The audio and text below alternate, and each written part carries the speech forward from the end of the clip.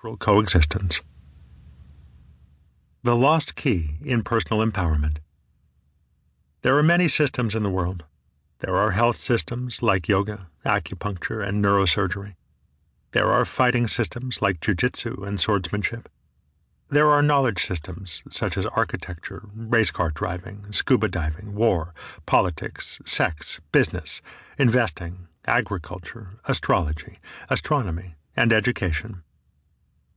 I wanted a personal growth and empowerment system to work in synergistic unison, in harmony with all these other knowledge systems.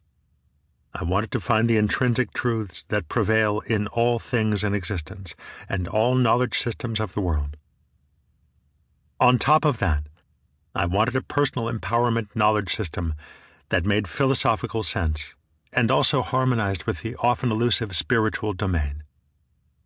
I also wanted a system that was not just based on any one person's experience or a little bit of research, but one that had more depth, preferably thousands of years of verification and the input of many enlightened masters.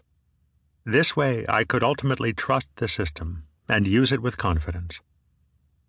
When I looked back on the ancient spiritual training I received as a child in the monastery, I found such a complete, powerful, and unique system that not only worked superbly, but made so much sense.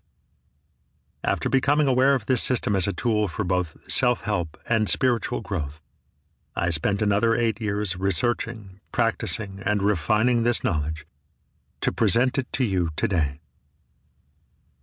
My journey of Dharma and surrender. As my body was burning, I could not stop crying. It was the most agony I had ever felt. More emotional turmoil than I knew was possible pumped through my arteries. As my stomach churned in anguish, I was unable to eat or sleep. This was that dreaded low point in life.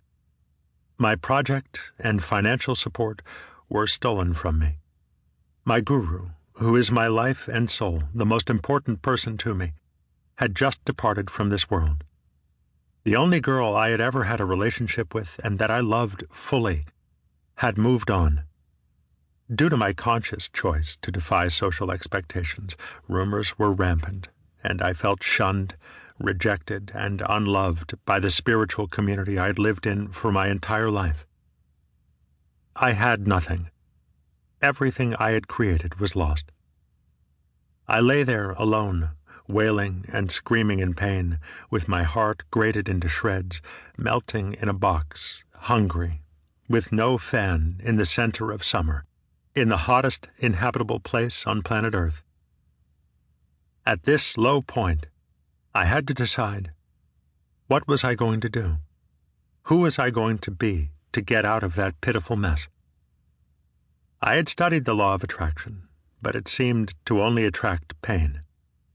I tried to be present in the moment, but all the moments of that time were torturous. Affirmations felt like fibbing, and business books did not help. I had studied all the self-help work, but still it simply did not work. In truth, this period of persistent pain was one of the greatest blessings of my life. It put me in a position where I had to clearly choose. Did I want to live my eternal Dharma?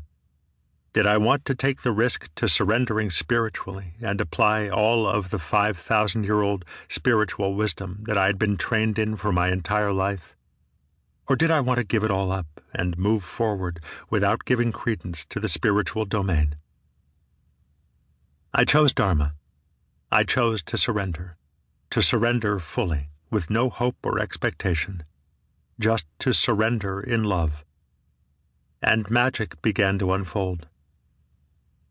You see, there are different qualities of spiritual action, and though I had been trying to serve and surrender spiritually for the majority of my life, this time, due to the intensity of the situation and where I was in my spiritual evolution, I surrendered in a way that I had not done before. I gave up all other hope, backup, or plans. I gave up any expectation of societal approval, acceptance, or even any expectation of my basic human needs of food, shelter, and connection. I simply offered myself to the divine through the peaceful intensity of dharmic action.